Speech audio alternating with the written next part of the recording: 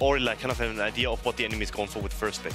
Yeah, and as far as sort of champions that we were tracking during that pre-game talk, I'm still looking at the likes of the Jace. We've seen the Galio and Lucian band away, which I think is very intelligent to do from the side of Schalke. Now I'm sort of seeing them follow that up by a Jace band to make sure that Fnatic don't lock that in right away. And Frosco, something we're not seeing is targeting Abadage. So blue side pick Ivan band away. Oh god. Well, I mean, my academy team has been playing it on in games already, so probably they think they may have transferred to the main team. So it kind of makes sense to ban it if you actually do research. Yeah. See, I'm looking at it, I'm like, this seems pretty troll to me. We have seen it as like a Karthus counter pick, so maybe that's supposed to be an option here for Broxah in the jungle. That's the Jace you're looking at to be taken away, and it opens up first picks. I think the Sylas fits in really well because, of course, it is still flexible. While we have seen it perform pretty well in the mid lane today, you do have the options to throw it around. But the thing is the one strategy that we really were talking about was trying to deny a comfort pick from Abadage. He seems to be kind of the most unsettled or inconsistent member of Schalke, and I think it's super easy to say, okay, make sure at least in these first 3 picks, if not in second rotation, that we get Abadage something that he is super comfortable with, and he did have a phenomenal LeBlanc game the last time we saw it. Yeah, I'm not entirely sure if the bans overall made sense for Fnatic. As you said, attacking Abadage as SK did last week would have probably done them better, and from what I've seen, Abadage's LeBlanc has always been solid, he's always been carrying, so not quite sure with this one, but it makes sense to set up the Karthus with the Ivan band. Ooh, this is really interesting here. The Karthus is locked in, as well as the Jarvan. I mean, right off the bat, I imagine it would be something like the Jarvan in the top lane, Sylas in mid, but as we said, there is the ability to sort of move these picks around, and now, if you look towards Schalke's side, I think you want to be locking in something like the Alistar alongside of this Kai'Sa. It's a very strong 2v2 pairing, and they can make sure that they get that duo. And it's also a champion, I mean, amazing. You were talking about how Ignar's roam potential is so strong on a champion like Alistar. He's able to really time up with Memento and offer a lot of that hard CC. But now we should see more pinching of the jungle pools. So goodbye, Olaf. Goodbye, Olaf. Yeah, I mean, basically when you have Karthus on your team, you kind of want to minimize the amount of early play potential the enemy has. So any gank potential jungler, something like the Olaf with the LeBlanc, or something like the Lee Sin maybe even would make sense, or Elise for jungles, for example, would make sense. So I do expect more jungle pinches, yeah. Yeah, now what we're seeing from Schalke is the arms race in the bottom lane as Jax gets banned here. What was that noise, Frost? What was your reaction to Jax ban? I'm just... Okay, so it could be because there is triple flex from Fnatic, so, you know, the Karthus doesn't necessarily have to go into the jungle position, and so maybe that's why they're choosing to sculpt out better matchups to figure out who is going to slot into these lanes by not banning away the likes of Olaf and Elise. Yeah, so trying to think back when Jarvan has been played top lane pretty consistently, I think Jax was actually a favorable matchup into it. It's sort of outscaled in the side lane, so this makes me think even more that my earlier thought of Jarvan top is going to be correct, and that's how Fnatic want to set it up, but they want to take away Conqueror users that will outscale Jarvan in the 1v1. Sylas also has a great matchup into LeBlanc in the mid lane. Yeah, it's definitely decent. You still allow LeBlanc to have the playmaking, but honestly, LeBlanc should never be able to kill the Sylas if the Sylas plays right, so he gets free scaling and then can be a menace later in the team fights.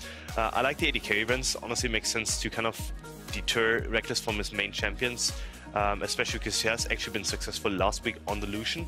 And Tristana has always been a comfort pick for him, just as the Rin has been. So if you're Reckless, amazing, do you go for Sivir here or do you go for Jinx? Because it feels like Reckless, when he goes Jinx, he wants to 1v9. Okay, and Sivir has a bad matchup in Halley. As a jungler, I obviously have a degree in psychology. I would say that you don't pick the Sivir here because the enemy has the Alistar, so I would not want to see it, and I think that may actually have been what Schalke has been going for with bans, where they kind of want to force him into Sivir, into Alistar. That seems like a better. Now we see the Zion Rakan coming in.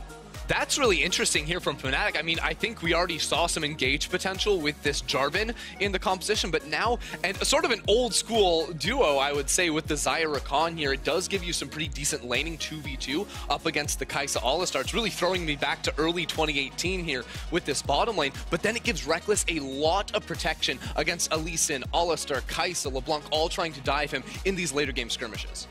It's a Vladimir. We thought that Vladimir might crop back up because of his ability to hyperscale into a side lane, because at some point there's just nothing that you can do to deal with him. But Jarvan actually can have a decent matchup to Vladimir because you can trap him. Well, let's step just a little bit back. We don't have the most amount of time. We have to go to the casters. Froskuren, what do you make of the team compositions that you see on your screen? I mean, I think we got the... I hope that swaps from Odo to Vlad. There we go. I think that they did manage to get the superior jungle matchup, and that's really what I wanted. I wanted Ignore to be unlocked, I want Memento to have dueling potential there, and I want a strong side of the map, and you got comfort picks for Abadage. Yeah, I mean, the jungle matchup is definitely going to be important, but on the other side, I think Fnatic, if they can stall out late enough, have the scaling advantage. They have the superior 5v5, and a lot of stock is going to be put in Reckless to carry later. Yeah, I think Fnatic basically took one out of G2's playbook, try to basically have hyper-aggressive lanes, especially on the top side of the map, and basically utilize the characters to facilitate a bit more damage in order to kill them level 6. Well, listen, we're just about to head to the casters. Before we do, down the line, now you've seen the draft. Who wins the game? Just give me the team name only. Froskuren. I'm going to go with Fnatic. Fnatic. Schalke. Fnatic, Schalke. Let's see who comes out on top as we head to the casters to take us into game. Thank you very much, Quickshot. Unsurprising that Amazing went with Schalke, I'll be honest, but a lot of Fnatic hope coming from our analyst desk there. Vedius, would you be on the Fnatic train as well, looking at these drafts? Well, as an unbiased caster, I believe that no team is favored until they hit the rift. Okay, they've loaded in now, so which team is favored? Hit the rift, we can talk about which team is favored. So, I agree with the analysts. We don't need to say anything. No, I'm kidding. So what I'm looking at from this draft from the side of Schalke is I think they need to play around mid lane. I think they have to focus on trying to put Nemesis behind with the LeBlanc. One of the things that we heard the analyst desk talking a little bit about was the scaling on the side of Fnatic. I definitely think it is stronger. I think Sylas, assuming that he goes very much more towards the tank build, will be way stronger later on into the game than the LeBlanc will. Just in terms of actual 5v5, obviously, because LeBlanc can be challenging to play in 5v5 as well. But the other thing is, before I get into that, sorry, I think that they just have a lot of crowd control, a lot of area of effect damage, and Fnatic showcased last week how strong their team fighting is. So we see a bit of a stun already onto Odo here. Brox is on the chase. Memento comes across, but Nemesis looking for that second lead. Where's he going to go? Yeah, you haven't really got many places to go. We'll try and flash away. There's the spear. Second lead comes out, and Odo uses his flash. Fnatic level 1 coming up trumps once again. So I don't know if Brox is going to really try and gank anywhere in the early. Remember that the base nerf damages that happened to his Q did affect his early clear speed. But to kind of go back to the comps, sorry, before I go off too much tangent, Schalke want to play around mid. I think Fnatic want to play around bot, especially once they hit level 6. But they do have the options of playing around top as well. Vlad is very weak in the early levels, and you can look to bully him. So okay, that makes sense. You've burnt his flash already as well, so you have the opportunity to go for a repeat gank there. Now, I kind of want to talk about some of the matchups. What I've noticed is that Fnatic are running double Conqueror on both mid and top. I don't fully agree with the Conqueror in the top lane. Something that we've actually seen against many ranged matchups is to actually run Airy because of how aggressive you can be. But I would argue that because Bwipo is strong at early levels versus the Vladimir who's very weak, his goal is to actually just get into your face, generate those stacks very quickly, and then just be a bully in lane rather than just relying on those airy procs to just slowly chip away. The Sylas Conqueror is quite unique to me, and I would assume that he builds it up because of how quickly you can channel both your passive autos along with your abilities. So remember that you can now generate stacks off of both abilities and auto attacks, which means you have potentially 2 on your Q. You then have your E, you then have all the autos, you have your W, so there's actually quite a lot of ways to stack that Q up. I'll keep our eyes on how many stacks Nemesis is getting in some of these fights. He is on a melee champion, so it will stick around for the entire duration, not the shortened stacking duration that we see on ranged champs. I want to talk a little bit about the fact that Fnatic can play around top and that Bwipo is on this Jarvan, perhaps a more aggressive pick than we've seen him on recently, because in the last few weeks, Bwipo has been very much the sacrificial lamb for Fnatic. He said it himself, he's like, it feels bad because I go into every game knowing my team is not going to play around me and my intention is just not to die. And this composition feels a little bit more like we could see Fnatic going through this top lane. No. No? While we talked about it is an option, I don't think they need to. When you have a Xayah Rakan, to me, that spells the lane that you should try to play through. Oh, Whipper just wins 1v1 though. And you don't need to play through a lane that's just stomping anyway. We talked about it. The Conqueror is much more about being that lane bully. Level 3, high base stats. And Whippo gets a solo kill onto Odoamne. And unfortunately for him, that means that Brox is going to be like, well, now I don't even need to gank top lane. But excellent stuff from Whippo in the early game. That's exactly what Fnatic fans want to see. Really strong stuff. Boxer trying to get in for the invade here. Stealing away Memento's blue. It's resetting just a little bit. Boxer does have the smite, so there's Memento. Memento will be the one to secure it. Slightly early, as you say, from Boxer. Now, fans at home may be like, hang on. Karthus isn't supposed to invade. How does that work? Well, the reason it works is because of lane priority. One of my favorite things ever. You'll notice that Nemesis has push in mid, and you'll also see that the bot lane for Fnatic is pushing in heavily, which means that Broxah, even though weaker in a 1v1 against the Lee Sin, has the numbers advantage because Hylissang and Nemesis can move into support should they need it. So that's why he was able to invade. He couldn't quite steal away the blue buff, but still utilizing the pressure that he has elsewhere on the map. You can see Odo struggling to trade into Whipper on the top side. We'll have the flash up sooner than the Fnatic top laner, so has an opportunity when that comes back up. But knowing the Mementos on the bottom side of the map, Whippo very willing just to step forward, especially with his extra aggressive items at the moment with double longsword. So you can actually see in this mid lane matchup so far, the LeBlanc isn't winning. Bit of a trade down towards the bot side of the map. That's fine. Sorry, I thought you were going to continue on your LeBlanc. Yes, I was. So I thought you wanted to quickly talk about that, but you seem good. So I'm going to talk a little bit more about this matchup. The thing about Sylas that I think a lot of people don't realize is his wave clear is ridiculous. Sylas is maxing Q. This is something that a lot more Sylases have been doing recently, and it just melts through waves. And the thing that LeBlanc often struggles with at early levels is high wave clear champions. Because she wants to be in a position where the wave is actually neutral, and she can zone you away from the farm. But the thing about Sylas is he has so much sustain that every time LeBlanc tries to W in to try and harass, you can then immediately W back, you can get a lot of your health back, you can deal a decent amount of damage, and then you can clear the wave, because her W is gone, and you're on a much lower cooldown.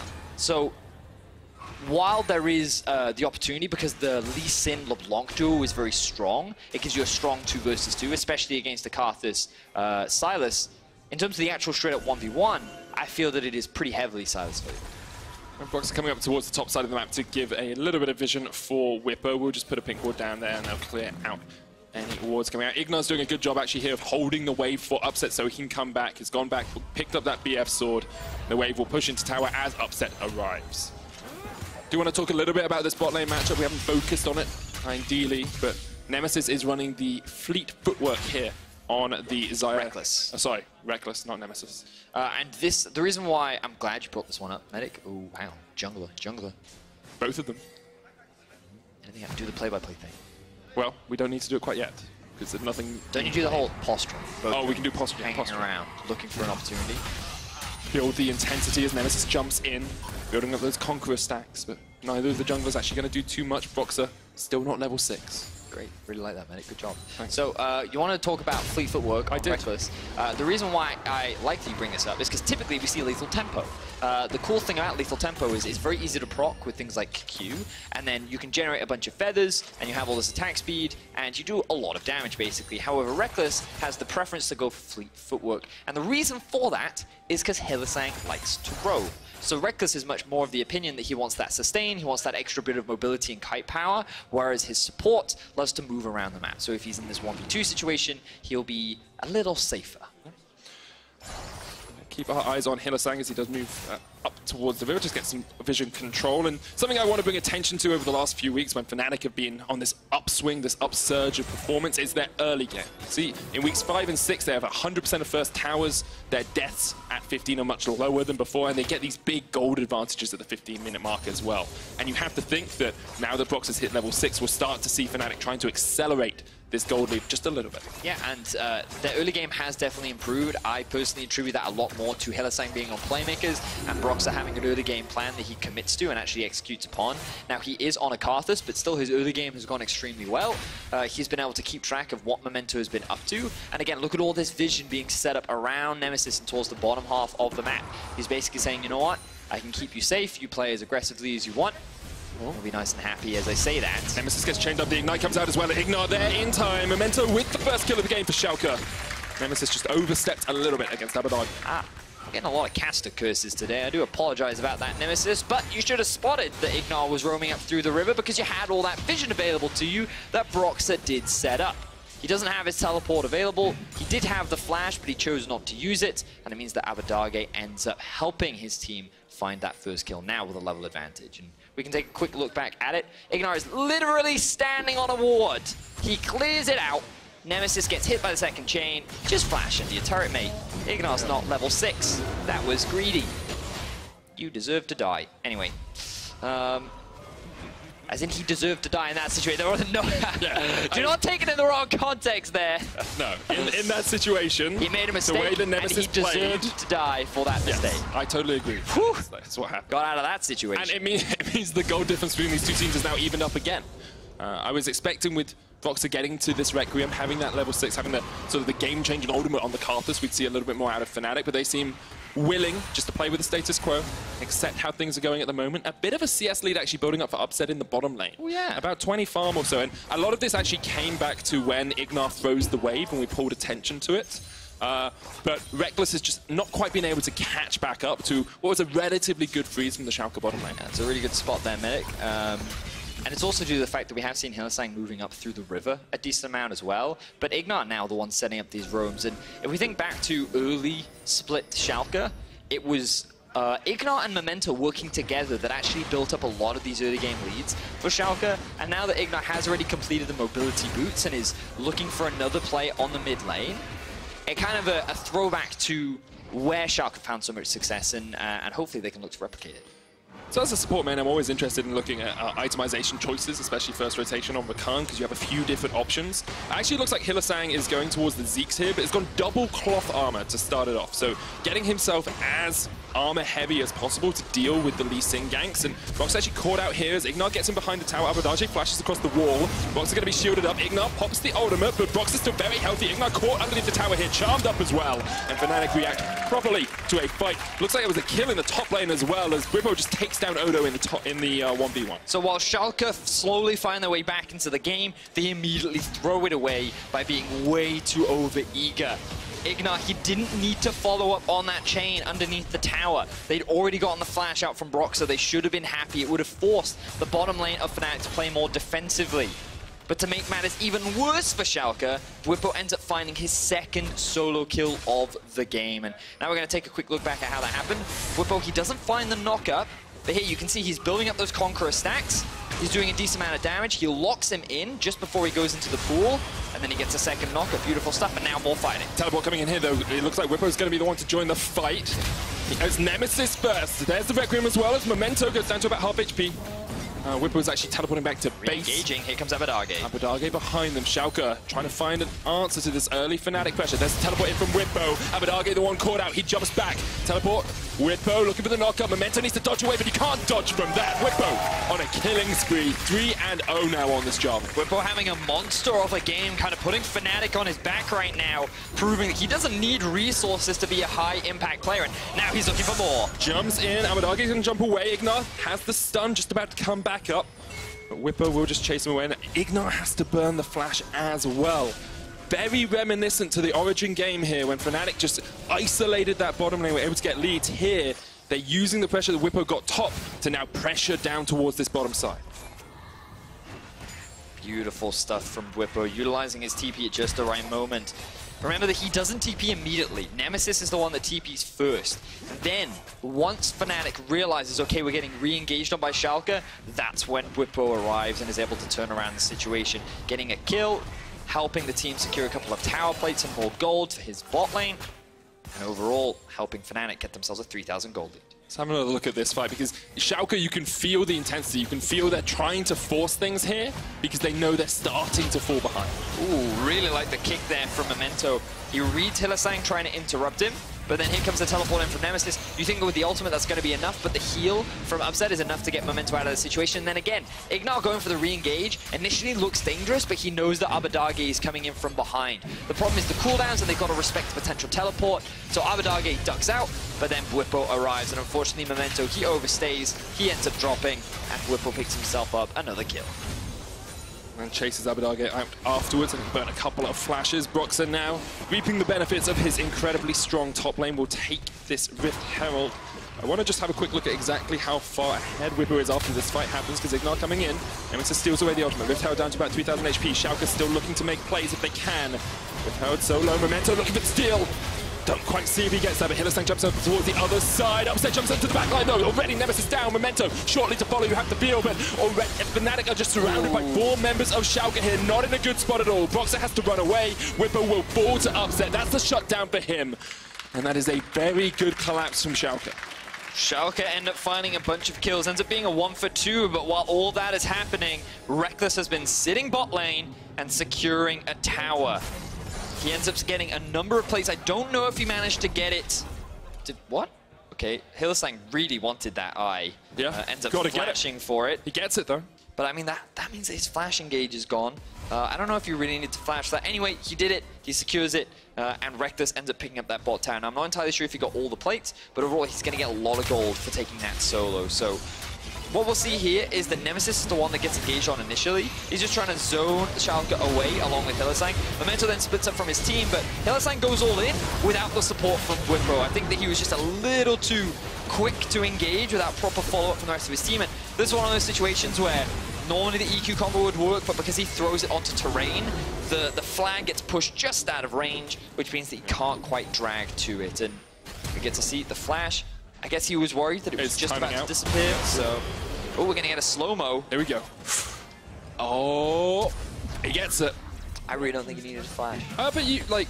Yeah. I think the thing is, yes, you burn your flash, you'll be back up in 5 minutes, but you do have the engage potential out of Whippo anyway, and Nemesis I actually had it pinged in my ear that it was less than 2 seconds. Oh, so okay, so yeah, give credit to Hillesang. He knows better than I do. There you go. Good stuff all round. Broxah gonna catch our Memento just a little bit here. 3,000 gold lead for Fnatic, 15 minutes in. Once again, the early game coming out well.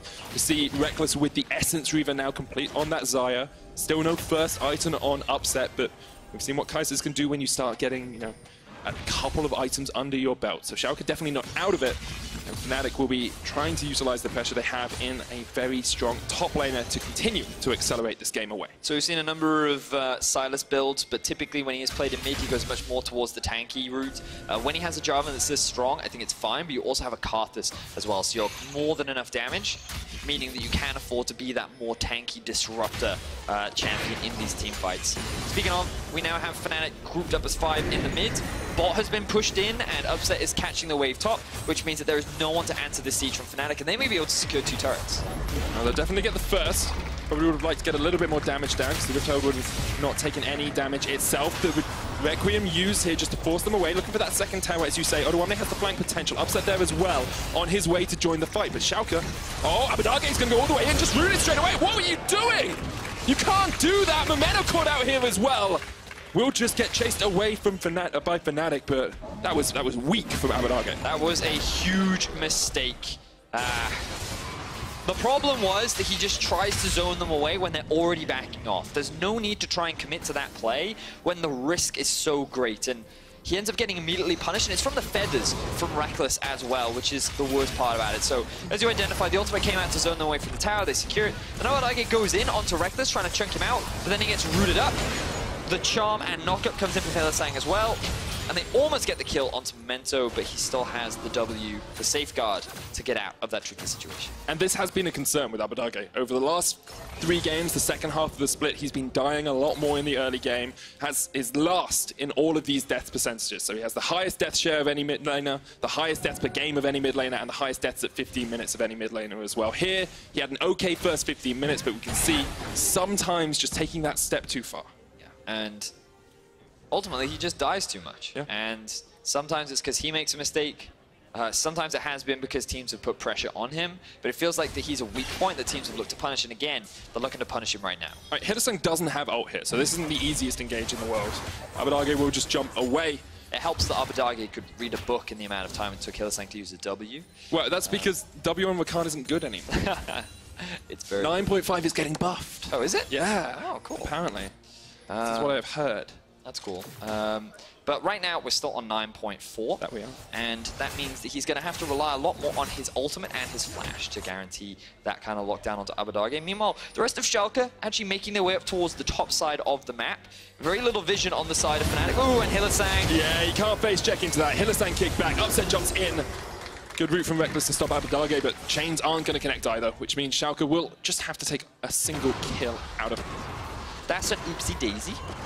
It's kind of classic Hylissang too. He should have respected who was where on the map, and if we could see no one from Schalke, he should have realized that he sees no one from Schalke, and you definitely don't W into the bush. Exactly.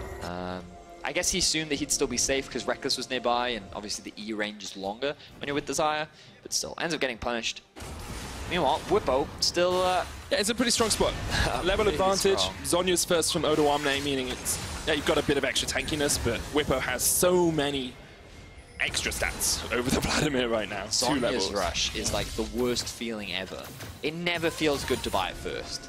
It's like great as like a third or fourth item, but first, it doesn't give you enough AP to really trade very well. The 10% CDR doesn't feel that impactful.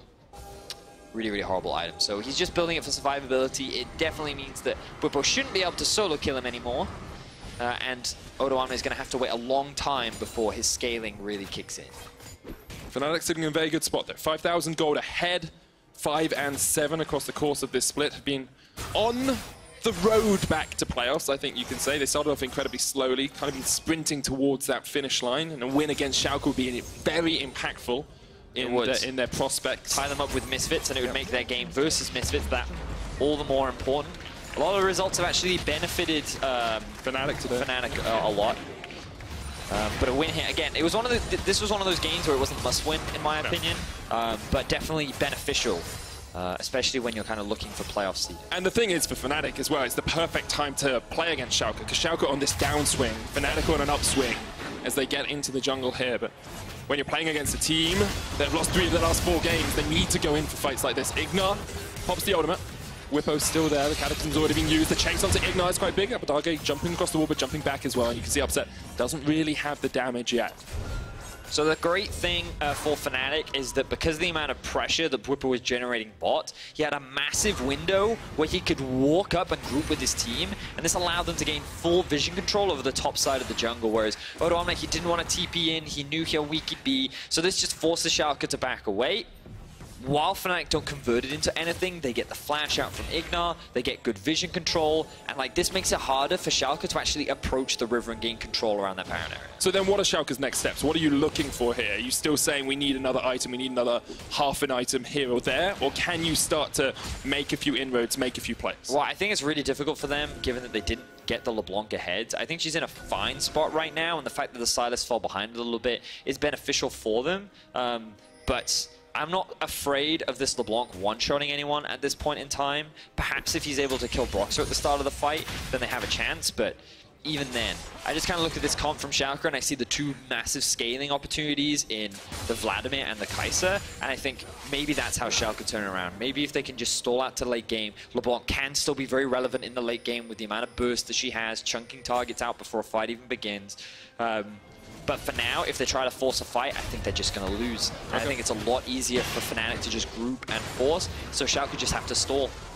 So Fnatic get priority on the next few neutral objectives. They're trying to use it to go for this bottom lane at towers. A Cloud Break up in 7 seconds. Baron up as well. Odoamne trading onto Hylissang here, but not going to be able to do too much, as we said. That Zonya's first, not giving him a huge amount of damage. Looks like Cloud Break's going to be the objective for Fnatic. They continue to keep around this 5,000–6,000 gold lead or so. They're not extending it, but they don't really need to right now. No, this is absolutely fine for Fnatic. Yeah. They're an okay spot. I wonder how much priority they'll put on the Baron. They do have a pretty fast Baron taking team, and they have a number of members that can tank it up as well. But they may just rely on the fact that Jarvan's so strong as side lane that he's eventually going to take that tower. And so they might just look to play this 1-4 strat where they keep mid and top pushing as much as possible, and then just allow Whippo to do what he's done all game. It does feel like there's a point where the Vladimir outscales the Jarvan, though. Like after you get 2, maybe 2.5 items. Oh no, at this point, he, because of how far behind he is and the fact that the, what's the word, Hex Drinker has been completed, along with Merc Treads, you basically need a Void Staff. So you need Void Staff, you'll need the Proto Belt, and you'll need another item. So maybe probably a Death Cap. Oh no, sorry, the Speedy Globe thing. Oh, the Speedy Globe thing. Yes, Spellbinder. That's the one. Once he's get those, then I would say he's in a better spot. But even then, like, look at how much damage Bwipo has. So we're still waiting on 4 items or so on that Vladimir. Yes. A long way away. The Kai'Sa is really strong, though. That's one of the bright sides. Upset's farmed really, really well. Something that Amazing said at the beginning of the day was he feels Upset has kind of outshone Reckless as, like, now the most consistent AD carry in the league, someone you could always rely on in late-game team fights. And he's had a really good laning phase, and I think that he can still be someone that you rely on as the game progresses. It looks like Fnatic might be putting some eggs in the Baron basket because they're setting up this vision control around here, getting deep wards in, clearing out any wards they see from Schalke as well. So at least making Schalke step into blindness near the Nashor rather than just hard forcing that 1-4. So what you'll see though is, note how Fnatic get vision, they then use it to push mid and top, and then they actually have Bwipo go back towards the bot lane, and Schalke will spend all this time clearing out the vision. The Bwipo can then start setting up the siege again. And what this does is it creates these things called windows. And the thing about windows is they're windows of opportunity. And basically, because Odoamne will be forced to catch this wave, Fnatic can create a 5 versus 4, which means that they can either force the teleport out from Odoamne, or they can look for a pick, or they can rush the Baron. Basically, because they have more numbers, they're the ones dictating the setting of the battlefield. Okay. And so they'll be the ones in the advantage. Now, Hylissang did fail to clear out that ward, which kind of sucks for him. I get it afterwards, it's fine. There we are. Got enough pink wards. He then moves his pink ward to where the blast cone is to make sure they couldn't get flanked by Odoamne if they go for the Baron. But you'll notice, you know, you talked about it earlier in the Misfits Vitality game, there are no outer towers down yet for Fnatic, which means that it's impossible for Schalke to push past the river, which means Baron control is pretty much impossible because they can never gain priority on mid. So Fnatic don't actually have to rush anything because they know that Bwipo just has so much pressure on a side lane, they're just waiting for Schalke to either mess up and position poorly or make a mistake that they can then quickly punish and then convert it into an objective, or again, they might just force the objective to force Schalke to come to them. We know Schalke are a relatively good reactive team. They're very quick at reacting to what their enemies do. So Fnatic will be aware of that and probably will be a little bit cautious as to just like hard forcing a Baron or hard forcing a fight. They're playing around these windows that you talk about. And the game, it always settles into a kind of a little bit of a lull around this point of the game, right? Because Fnatic don't have to hard force anything. They don't have to be too aggressive with the way they make plays. They're happy just to wait things out. And I think they could now, though. Yeah. Now is the point in time. Because just have a look at the items. GA now finished for the Jarvan. Lichbane is now done for Nemesis. Surprise, he's going more of the aggro build rather than defensive one. But you also have 3 items done on Reckless. And you have the Morello completed on... Well, it's more to do with the fact that level 13 on the Karthus. So now, let's force something, Fnatic. Let's see what you can do. Because I think now is the prime time to actually create an opportunity for yourself. All right, trying to force onto Ignar. Hylissang does have the quickness here, but just trying to get that Alistar low, and then we'll set up towards the top side. Get mid priority, push out the wave, and clear out all this vision once again. We did see there Schalke 0 and 4 when they've been behind at the 15-minute mark. 0 and 3 in the second half of the split, yet to win a game this half. Abadage caught out, has to flash. Respect to Hylissang with that ultimate. Didn't have his ultimate up, so he didn't have the second dash. Now Fnatic have full vision control. You can see that they're actually just sacrificing farm on the bot side as Bwipo gets engaged on. Straight on towards Bwipo. Memento jumping away. Ignar low as well as pop the ultimate. He's quite tanky. Quickness comes out from Hylissang. Cool use from Odoamne. Ignar goes down. Fnatic now in a 5v4 situation. Abadage jumps in again, but still not really doing that much. Just chipping away Fnatic. And we talked about it. This is the time when Fnatic want to try and force something. They find the first pick onto Ignar. He now doesn't have his ultimate available and will be dead for 20 seconds. And so Fnatic will now force the Baron. There is no vision in this area of the map. Schalke have to check blind, and they're checking into a level 15 Whippo that's hungry for blood. Nemesis chases onto Odo. That's the Requiem as well, used by the Carthus. That's one down. Boxer on a killing spree. Odo dies as well. Memento trying to get in, but he's gone. And Fnatic clean up house, take down the Nasher. And with it, they have a 10,000 gold lead. Very clean League of Legends from the side of Fnatic.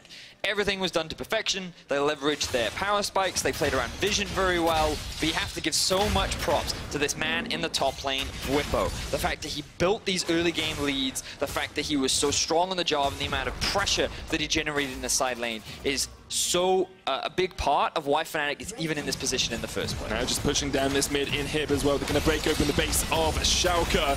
Still 8 seconds left on Abelage, 10 on Odo Amne. Schalke in all kinds of pain now as Fnatic just open up their base. Inhib down in the mid lane. They're going to reset. Easy enough for them to do. And 28 minutes on the clock. Fnatic seem to have this game on lock. And they don't want to over-aggress. They don't want to commit too hard. And it's really difficult for Schalke to come back at this point in time. It's really easy for Fnatic to force these kind of team fights. And as we look at this Alienware replay, you will see that Whippo, he doesn't care about getting engaged. Oh! Ooh, Broxah. Upset used the ultimate, it looks like. Must have hit a long-range Void Seeker, then jumped in. Okay, well, Broxah loses his flash. Perhaps he overstayed there. Bit of a blunder. But yeah, Whippo, he doesn't mind getting engaged upon. He was able to turn that around pretty cleanly. He's a very tanky man, especially now level 16. Yeah, and the thing is, while Schalke do have that like scaling option of like the Vladimir and the Kaiser, they're just too far behind now. Yep. Upset Abelage, rather, he's in some danger. Whippo has found him, and he is just forcing him back. That's the thing with the LeBlanc. You can escape relatively easily with the distortion, assuming you have it up. We do see 3 items on Upset, as you say. There's a glimmer of hope, maybe, but it's probably the faintest glimmer I have seen today. Reckless going to take down this tower. Mid lane supers are on their way, about halfway through that lane at the moment, and soon they will be pushing onto the Nexus towers of Schalke. Schalke now split. It's the 1-4 from Fnatic. Whippo by himself. The rest of Fnatic down towards this bottom side. Super minions also helping in the mid lane. Whippo will secure a tower. Odo unfortunately cannot handle him as he continues to push. A long way away from 4 items on that ladder. Yep, a long way away indeed. And Nemesis will once again steal away Ignar's ultimate. And here we are. They're breaking into the base. Another fight happens in top lane. Yeah, Odo Amne just getting chunked out by Whippo. We'll be able to survive. The Hemoplague heals him up as well, but already the inhibitor down in this bottom side. Fnatic knocking on the door. Looking for that 6th win of the split. Upset engaged on the Requiem comes out as well. Upset trying to survive. Will get chased back to his fountain, but all of the inhibitors are down, and Fnatic don't really care about the kills. All they see is the Nexus, a triple charm into knockup. They're going to clean this one up. The Nexus goes down, and Fnatic get their 6th win of the season. One step closer to playoffs for Fnatic, and this was a very clean game. Arguably not a must-win one, but definitely a valuable one. This will tie them up with the likes of Misfits. It'll get them that one step closer to even Schalke in the standings, who's now sitting at 7 and 6. And while at the beginning of the day we said both Splice and Schalke statistically looked like they were kind of shoo-ins for playoffs, these standings have now shaken up pretty significantly. The middle of the pack is very close, and it is nothing but a toss-up as to who will be able to make that way into the top 6 and secure a spot in playoffs. We have some teams sitting at 7 and 6 now, a couple at 6 and 7 as well. It's a very, very close middle of the table, and as much as we can run scenarios and we can give teams 50-50 odds, it's never like that. You have teams on a rise, you have teams on a fall, and at the moment, it looks like Schalke just haven't quite got their game together. Nope. I personally wasn't a massive fan of the LeBlanc pick. I feel like they didn't play around it very effectively. You put a lot of pressure on a player who, in my opinion, has been underperforming over the last 2 weeks, and while it's all well and good to have confidence in your players, ultimately I think you should have tried to play around your strengths. Odo Amne, very solid in the side lane. Even though today he ultimately got outplayed by Whippo, you still also have a very strong 2 versus 2 down towards the bot side of the map, who were also just hard winning lane. It's true. And we just didn't see any kind of early game impact from Memento. So I feel like overall, we didn't see much from Schalke this game. And it was pretty much the Bwipo show, he got his lead, he then brought his lead to the bot lane, and he helped them secure that tower, and the moment that tower went and the map opened up, it pretty much became a slow, crushing defeat in favor of Fnatic. But that's exactly what you want if you're a Fnatic fan, right? You just want to see them close out games, clean, methodical playstyle from them. It's working out really well for them at the moment, and I think they've, especially this game, they found a playstyle that just seems to really work for them. Right? Get Bwipo a bit of an early lead in terms of the flash. They didn't get him. He got himself an early lead. They burned the flash on Odo, which is why Bwipo could get those early kills, right? Sure. So put a tiny bit of time into him. Give him 1% jungle proximity, and then he'll turn it into a win. Hey, if your top laner can do that, why not give him the 1%? Yeah, very impressed from Bwipo, but it's one of those situations where I think he demonstrated that even if he doesn't get resources, he can still have an impact. And it just makes you wonder what happens if you then give this man resources, right? What can this team do? So I still think there's room for what Fnatic can show us throughout the rest of the split. Definitely a strong contender coming into playoffs, but they still have to lock in that spot. And with only 5 games left to go, everything is up for grabs. And what is the hashtag, Menic? Flounder? Every game Flounder Princess. counts. Gonna be an exciting one. Now tell us, who are our player of the game? Well, after all the action, you guys can vote for your player of the game at LoL Esports on Twitter. We've narrowed it down to Bwipo, Broxah, and Reckless. And it's definitely one of the Bs, and definitely the BW. I mean, ultimately, I think that Bwipo had the ultimate, had the biggest impact in this game. Ultimately, he had the ultimate game. Ultimately, he had the ultimate game. Yes, I was very impressed with his Jarvan, and I think he was a large part as to why they won. I think he was the majority of why they won. In all honesty, they didn't have to put too much pressure into him. He got them ahead. But for more on Fnatic's win, we're going to talk to Law and Reckless. Thank you, Menic, and thank you, Reckless, for joining me. You took down Origin, you took down Vitality, and this week you take down Schalke and EULCS. Do you feel like these teams are underperforming right now, or is it you catching up? I think it's mostly us catching up. I feel like in the beginning of the split we were really bad, so now that we've kind of found our groove again, we managed to play just fine against these teams. And honestly, the games were kind of close last week, so even though we won all of them, I feel like it wasn't like a clear showing of us dominating our opponents. It was much more just about us kind of figuring out again what we can do to win games. I was talking about this to Youngbuck a few weeks back, about the fact that Riot bring up a new patch, and maybe this new patch could help you, especially in the bot lane and the AD carries. Do you feel like this has some kind of impact, or is it something else in the team that makes you shine right now? I think the patch for sure helped me, because it allowed me to not run into Lucian every game or have to play Astral every game. So it obviously helped me because I now have the opportunity to play more crit ADCs. But at the same time, I think our success doesn't necessarily come from me specifically. I think it comes from us just playing together. Honestly, I feel like in the beginning we were kind of 1 by 1 rather than 5 together. And in these last 3 games, we have been doing stuff together, even though some of them were questionable. It was still always together, and I think that's the change that made the biggest difference, and that's the thing that we're going to keep on working on as well for the future, because we know that if we just keep doing stuff together, then the wins are going to come. It's weird for me to analyze your playstyle, because in the last weeks, you abandoned Bwipo, let him on his island to focus more on you, and then today he shines so much. So what is Fnatic's playstyle right now? I think our playstyle is just like I said, we try to do everything together. So in this case, Bwipo got a solo kill, I think at level 3, maybe level 4, I'm not sure, but somewhere in the early parts he got a solo kill, and then we kind of all just made sure that he had a good time in the top lane so that he had the opportunity to carry in the end. Because if then instead we try to throw everything on bot lane, we kind of give them the opportunity to win the game.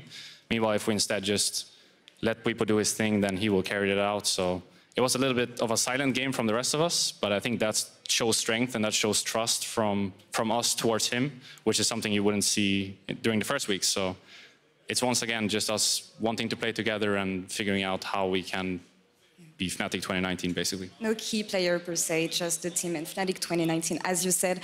How do you feel about the rest of the season, reaching playoffs? You guys are on 3-win streak right now. Can you make it further? Could you repeat the question, please? Can you make it further, like advance to playoff, with you picking up 3 wins right now?